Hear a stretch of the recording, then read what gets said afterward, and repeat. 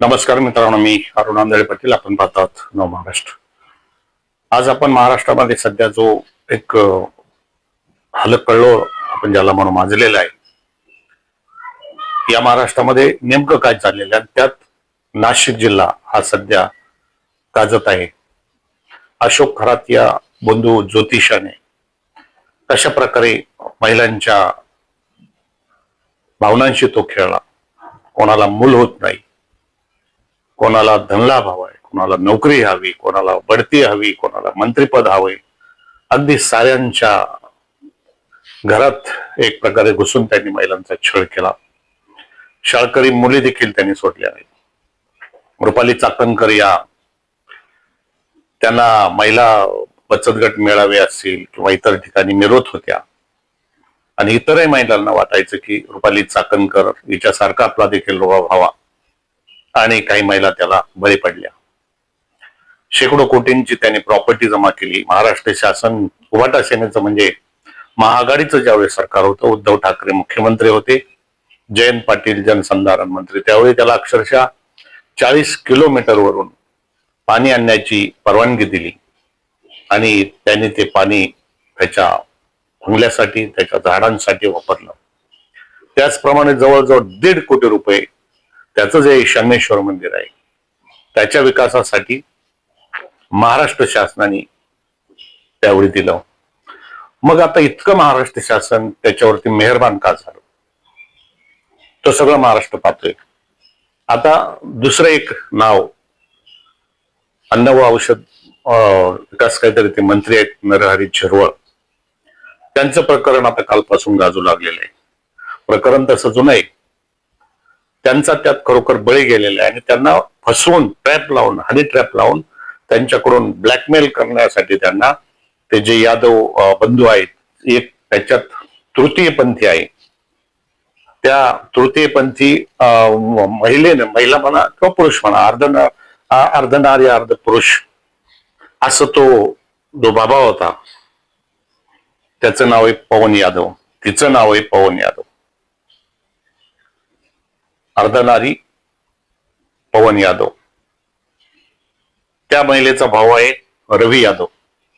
या दोघांनी तो सापळा रचला नरहरी झिरवळ यांच्यावरती. त्यांना भरपूर मद्य प्यायला दिलं, मटणाची त्या ठिकाणी थाळ्या प्लेट ठेवल्या आणि त्या ठिकाणी गैरकृत्य करून त्या यादवनी, तो जो पवन यादव आहे, आणि तसं पाहिलं ते ऍडव्होकेट आहे मित्रांनो, वकील, आणि खूप गाजावाचा देखील झाला की तो पहिला तृतीयपंथी वकील झाला म्हणून. परंतु त्याने हा ट्रॅप लावला नरहरी झिरवळांवरती 7-8 महिन्यापूर्वी. त्या ठिकाणी व्हिडिओ शूटिंग काढलं एक त्यांचा कर्मचारी आणि तो त्या पवन यादवचा जो भाऊ रवी यादव त्याने. मग आता अशा वेळी नरहरी झिरवळे मागे त्यांचा एक अधिकारी त्यांनी काहीतरी पैसे कोणाकडून घेतले, ते नरहरी झिरवळ यांच्या सूचनेवरून, असं देखील मागे काही काळ तणावाचं वातावरण होतं, त्यातून थोडंफार ते बाजूला झालं आणि नवीन ट्रॅप त्यांच्याविषयी हा लागलेला आहे. आता नरहरी झिरवळ नाशिकचे, अशोक खरात तो ज्योतिषी बंधूबाबा नाशिकच्या सिन्नर जिल्ह्यातला, त्याचप्रमाणे काही दिवसापूर्वी अहिल्यानगर मधील ढवळपुरी पारनेर तालुक्यातील या ठिकाणी एका महाराजाने एका अल्पवयीन मुलीचे 5 वर्ष लैंगिक शोषण केले. ती 8वी इयत्तेत शिकत होती, तेव्हापासून 12वी इयत्तेपर्यंत त्याने तिचा छळ केला. त्याचं नाव होतं हरिभक्त परायण यशवंत थोरात. त्याचं दुर्गादेवी काहीतरी त्या ठिकाणी वारकरी संप्रदायाची ट्रेनिंग देण्याची शाळा आहे. परंतु हा जो लिंगपिसाट महाराज होता मित्रांनो, हा देखील सिन्नरचाच आहे.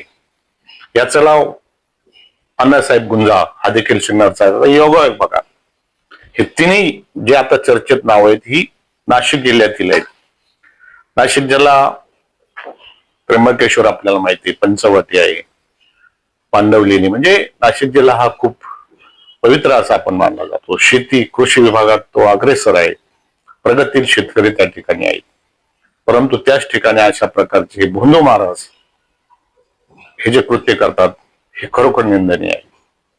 आता नरहरी झिरवळ यांना जो ट्रॅप लावला तो 7-8 महिन्यापूर्वी मित्रांनो, आणि त्याची तक्रार तो व्हिडिओ शूटिंग काढली रवी यादव या माणसानं, त्या तो जो तृतीयपंथी आहे त्या महिलेच्या भावानी, त्या दोघांनी मिळून असे अजून काही आमदार आणि काही मंत्री आहेत असं तो स्वतः रवी यादव सांगतोय की यांच्याबरोबर या म्हणजे माझ्या बहिणीने म्हणजे त्या भावाने मोठ्या अशा प्रकारचे गैरकृत्य केलेले आहेत.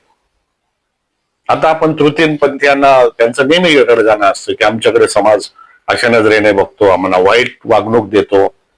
परंतु एखाद्या तृतीयपंथीयांना जर समाजाने डोक्यावर घेतलं, वकील झाला म्हणून त्याला डोक्यावर घेतलं, त्याची वाहवा केली, तर तो कशा प्रकारे समाजामध्ये घातक ठरू शकतो हे उदाहरण नरहरी झिरवळ यांचं आहे. नरहरी झिरवळ दिंडोरीतील आदिवासी समाजातील एक साधं भोळं व्यक्तिमत्व म्हणून त्यांना मानलं जायचं. शरद पवारांचे अत्यंत ते जवळचे होते. नंतर काही कारणास्तव ते अजित पवारांबरोबर, ज्यावेळी अजित पवारांचं निधन झालं अपघातामध्ये, त्यावेळी सुनेत्रा पवार यांनी त्यांची जागा घ्यावी हे सर्वप्रथम नरहरी झिरवळ यांनी सुचवलं होतं. मग त्याचा बदला म्हणून की काय हा ट्रॅप लावला आणि तो 8-9 महिन्यापूर्वी हा जो व्हिडिओ शूट झालाय 8-9 महिन्यापूर्वी झालेला आहे मित्रांनो. आणि असं समजतंय विश्वसनीय सूत्रांकडून गेले 7-8 महिने नरहरी झिरवळ यांना हे दोन्ही हा तृतीयपंथी आणि त्याचा भाऊ ब्लॅकमेल करत होते. परंतु ते जे ब्लॅकमेल करत होते ते काही छोट्या मोठ्या रकमांवरून करत होते. परंतु जसं अशोक थोरात तो खराचं प्रकरण पुढे आलं, यांची भूक वाढली आणि मग यांनी मोठ्या रकमेची मागणी सुरू केली आणि ती न दिल्यामुळं हा व्हिडिओ काल जाहीर करण्यात आला. तेव्हा महाराष्ट्र शासनाला, विशेष करून मुख्यमंत्री देवेंद्र फडणवीस यांना आमची विनंती आहे की ह्या जो कोणी पवन यादव, रवी यादव आहेत यांच्याकडून अजून जे त्यांच्या मोबाईलमध्ये किंवा कुठेतरी व्हिडिओ असतील ते व्हिडिओ बाहेर काढा.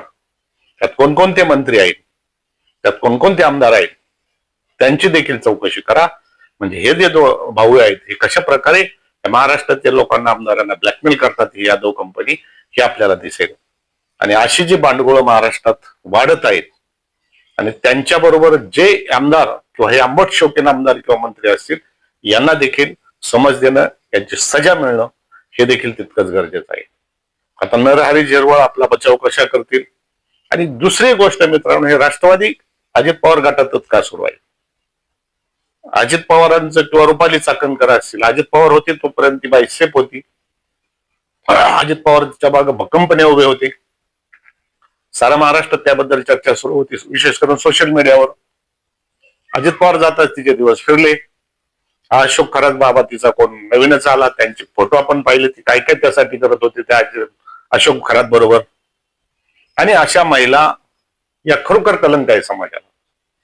तिला अजित पवारांनी कोणत्या तिच्या कामगिरीवर बक्षीस म्हणून तिला महिला आयोगाचं अध्यक्ष केलं हे देखील आता शोधण्याची गरज आहे. सुनेत्रा वहिनी सावध राहा, अशा बायांपासून तुम्ही सावध राहा. अशा महिलांमुळे हा समाज बदनाम होतोय.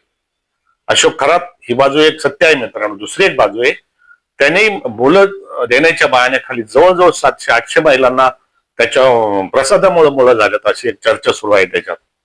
हे जर खरं असेल तर हा महाराष्ट्र नेमका कुठे चाललाय. सर्व महिलांवरती त्याने बलात्कार केलेले नाहीत. काही मला होऊन जात होत्या, काही पुरुष स्वतः बाहेर बसत होते आणि आपल्या पत्नीला आत नेऊन बसत होते त्याच्यासमोर. तेव्हा हे आपण त्यावरती चर्चा करूच. अशोक खरातांनी हे कसं सगळं घडवलं याचा धक्कादायक रिपोर्ट आपण लवकरच सादर करणार आहोत. त्यामुळं नरहरी झिरवळ आता सुपातले जात्यात भरडत आहेत. रुपाली चाकणकर जात्यात गेल्यात. आता सुपात किती जण आहेत हे आता पाहण्याचं औत्सुक्याचं ठरेल मित्रांनो. नरहरी झिरवळ यांचा राजीनामा होईल की न होईल, परंतु काळ सोकावलाय. हे जे यादव बंधू आहेत त्यांनी अजून किती आमदार मंत्र्यांचे असे व्हिडिओ बनवलेले आहेत. त्यामुळं फक्त इतकेच. आपल्याला व्हिडिओ कसा वाटला कॉमेंट करून जरूर कळवा. सबस्क्राईब करा चॅनल. धन्यवाद. दुसरी